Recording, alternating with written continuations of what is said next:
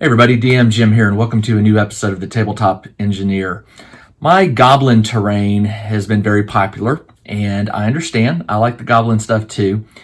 And one of the questions that I get a lot about the Goblin terrain, and when I say a lot, I mean maybe 10 or 15 people have asked, is, I edit them in one video. I show you how I make the structure and cover it with, chipboard and paint it and add string and whatever. Some of the questions revolved around the fact that they would like to see more of the actual crafting part, not edited out. Editing allows those of us who do it, these videos, to, remove the mistakes and things like that.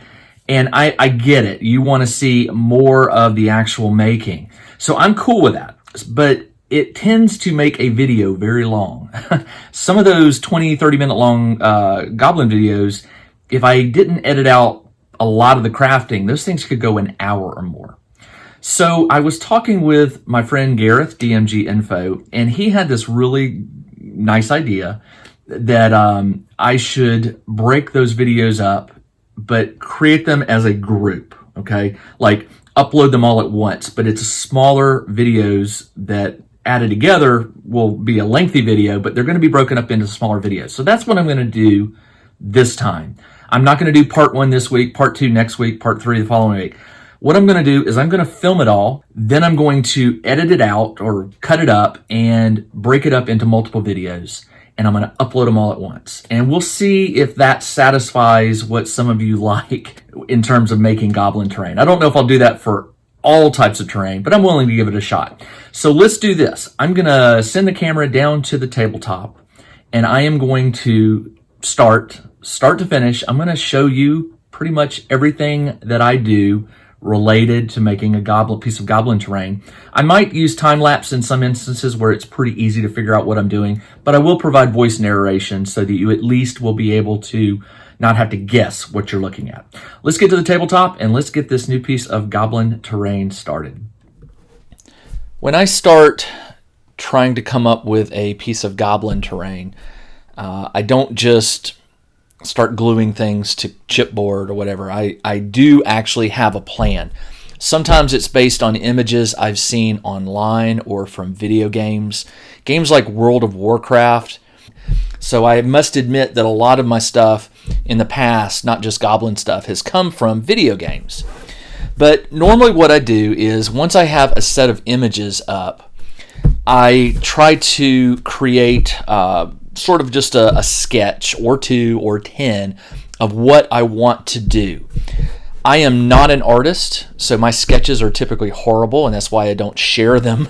But you're going to see an example of my sketch skills. But what I do is I basically start drawing out or trying to piecemeal together ideas for what I'm doing. In this particular piece of terrain, I want to create something that I've tentatively called the Goblin General HQ, Headquarters. It's going to be a structure that looks very goblinish, but also very authoritative, like somebody important lives or works in this structure. So with a general in mind, I want a structure, and I think a general's headquarters would probably have guards, probably in towers. So the first thing I'm thinking is that I'll probably, have a couple towers, in it. All right. The towers may be tall, they may be short. I just don't know. But I think framing the structure with 2 towers, and I don't know if I'll have doors on them or not, but we'll see.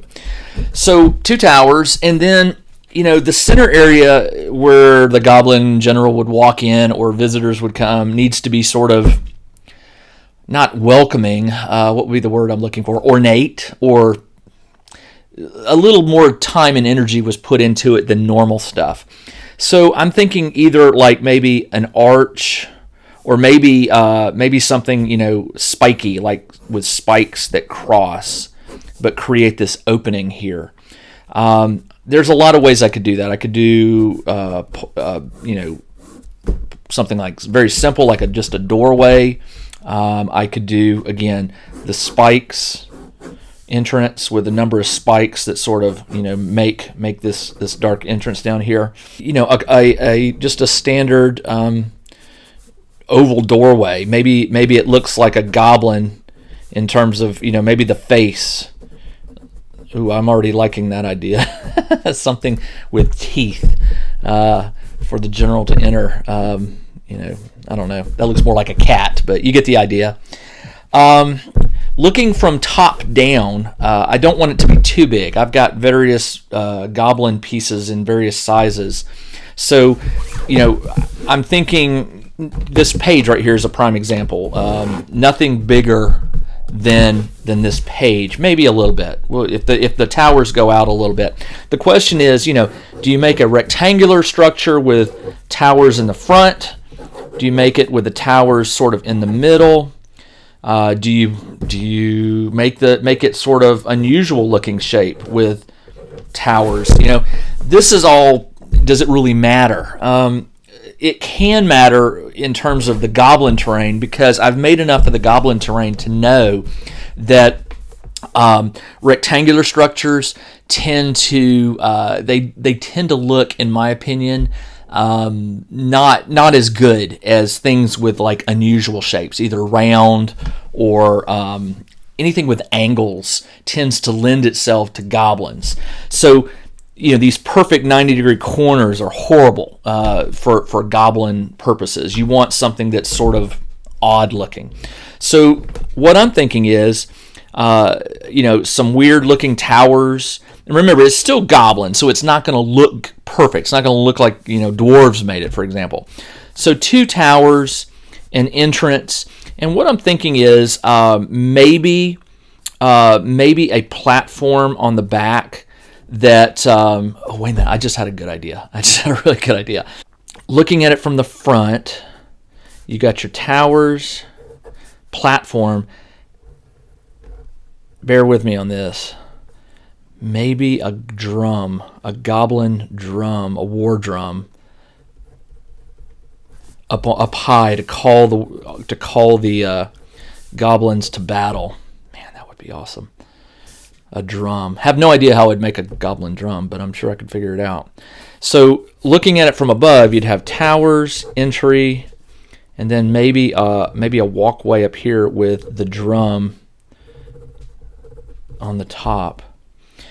Maybe stairs on these 2 towers that lead up just a little bit to the higher platform. So if you're looking at it from the side, you have your towers, and there might be a staircase on both that go up to this other platform where you'd have your drum. Ooh, yeah, I'm liking. So the question is the shape of the object from the top. I don't want rectangular, so I'm thinking maybe tower. This is a top view. Tower, triangular, entryway here, and then some sort of platform up top with the drum. Let's do that. What I'm going to do now for the towers, do I want circular or square? Hang on one second. So this is my original structure that got it all going. This was the Goblin Watchtower. And I really still, no matter what, I just love the Goblin Watchtower. It's just very simple, but it has that look. I'm thinking of doing this again for the 2 towers on each side. That would link them together. Like whoever built this one also built the headquarters. Maybe instead of the roof, however, I think this part I'll keep and the top part I'll do something different. Maybe instead of the roof I'll have, you know, the I don't know what you call that part, but you know, it'll be a bunch of spikes where in a standing area for the goblins to fire arrows down, and then behind it you'll see the staircase going up. So this helps me gauge the size. So if I put one here, so I put one there and one right here. So drawing from the back, there's my size. I probably won't put doors on the front. Maybe I'll put doors on the side or the back. I don't know. Let's go with a triangle. Let's go with a triangle, but with the square towers on the end. And I'll have to figure out what I'm going to do for the entrance up here. But this will allow me to put this platform back here up above and allow it for the drum. I'll tackle the drum later. All right, so I've got roughly the size I want this thing to be. So now what I need to do is get a piece of chipboard and cut out, the rough shape of where I'm going to glue all this. And then I can start gluing down the structure pieces, not the chipboard, but like the skewers that will make up the framework of the building. Let's do that. All right, after doing a little more pondering on it as I was getting my supplies together, what I have come up with, let's see if I can draw you a shape here. What I'm going to do is a triangle, like so. This is the structure, the main structure. I'm going to build 3 towers similar to this one. Each one will go against a facing of the triangle. The only difference is this front triangle is going to be where the entrance is, so it'll be cut somehow. I don't know yet if this will be a flat roof or what, but the drum will be up here on a platform. And what I plan on doing is, whatever this platform is, I plan on having stairs from the 3 towers go.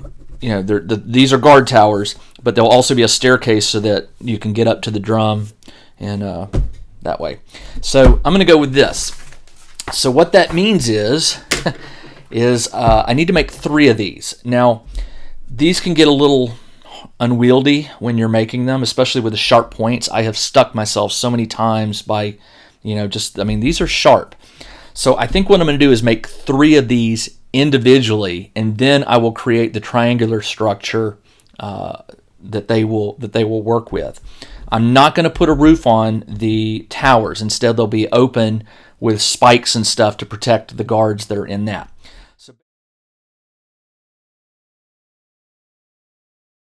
I hope you'll forgive me for a very short advertisement here. For the last year, I've been publishing Bexim's Bazaar gaming magazine. Each month, a new issue has been released with articles and adventures and other resources. The magazine has been evolving and improving, and I've been very fortunate to have a lot of contributors submitting their content. If you'd like to grab a free issue, check out the description in the video below for a link. And if you'd like to subscribe, there is also information on that as well.